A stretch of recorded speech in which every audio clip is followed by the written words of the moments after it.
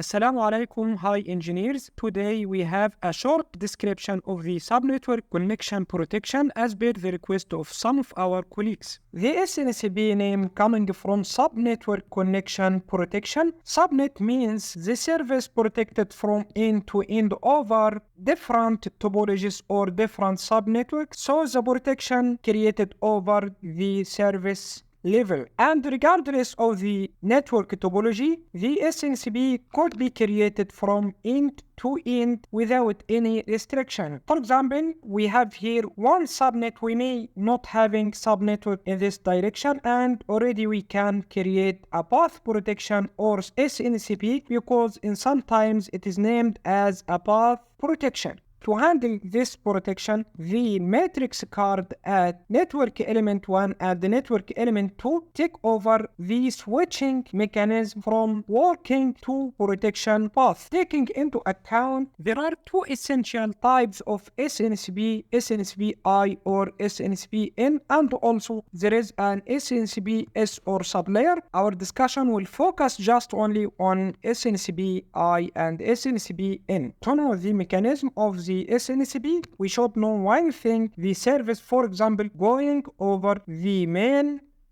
link or the main route. If any problem occurred to this one, of course the tributary will represent an alarm. This alarm will be forwarded to the controller or system controller card. The system controller card will take a decision and ask the matrix card to switch the service from the main link to the protection link to protect this service. So the triggering here may be triggered by high order level or may be triggered by low order level. Of course, the high order level, if it is impacted, there is a consequences will be exist on the lower order. Also, these consequences will be taken into account by the controller and inform the matrix to change the cross connection from the main route to the protection route.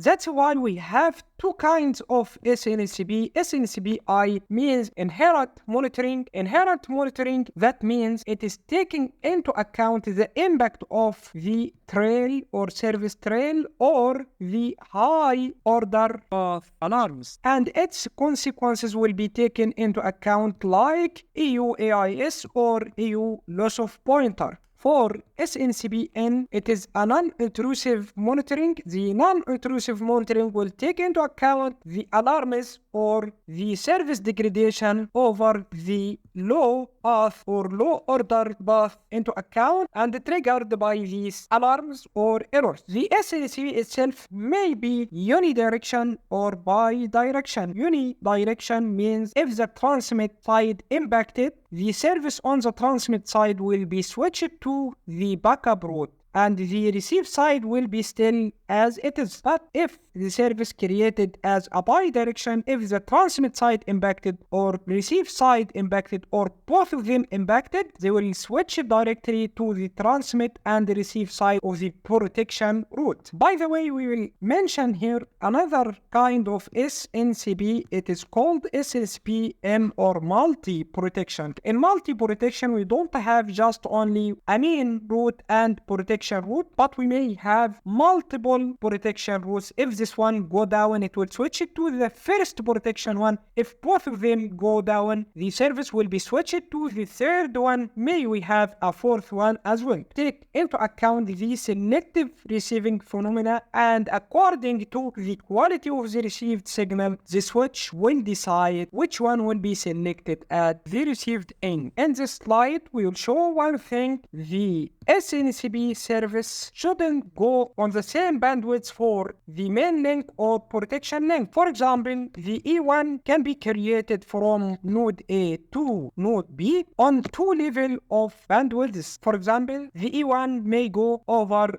VC for level line link, as well as the protection route may go over a different rate of bandwidth, going over line with STM16 bandwidth, and at the receive side by selecting receiving phenomena, and according to the triggers coming on the high path or low path corresponding to the SNCP I or L, the controller triggering cross-connection card to switch from the main link to the protection link. The SNCP handle all the type equipment without impacting its performance. The configuration of SNCP may be handled during the service creation, like this situation, as we can use the service type as SNCP and the level of service VC4 means E1 interface or tributary. The revertive mode means if the traffic is going over the main link and the main link impacted, it will be switched to the backup link. If the main link restored one time again,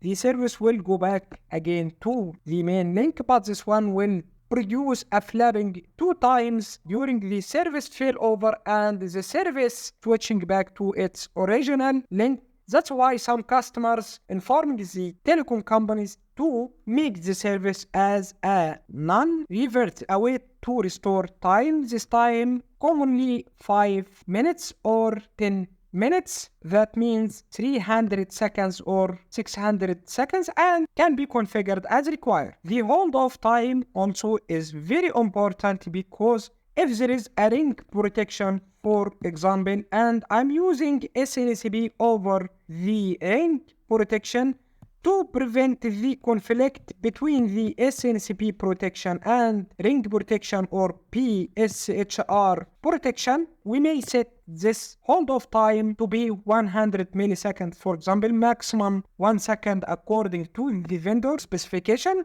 to prevent the switching of SNCP until checking the ring protection. If the ring protection fail, the SNCP will take over and will switch the service from the main link to the backup link. This slide provides us another window to create the SNCP according to its type to be SNCP I or SNCP N or SNCP S will not represent today. Essentially, the SNCP utilized from the first time over SDH network. After the upgradation of the transport networks to be DWDM plus OTN networks, the SNCP recalled again to be one of the main protection scheme coexisting with the ASON protection to perform the high reliability and the high availability services. Over here, we can see the ODUK SNCP used over the electrical layer